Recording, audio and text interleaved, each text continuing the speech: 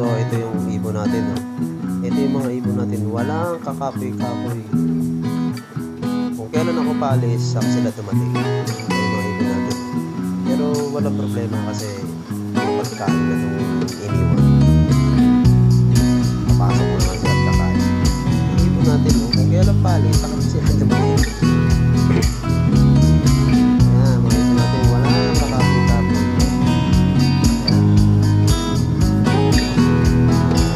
Isa lang yan sa papaniwati na pwede na silang i-train sa iba nung malala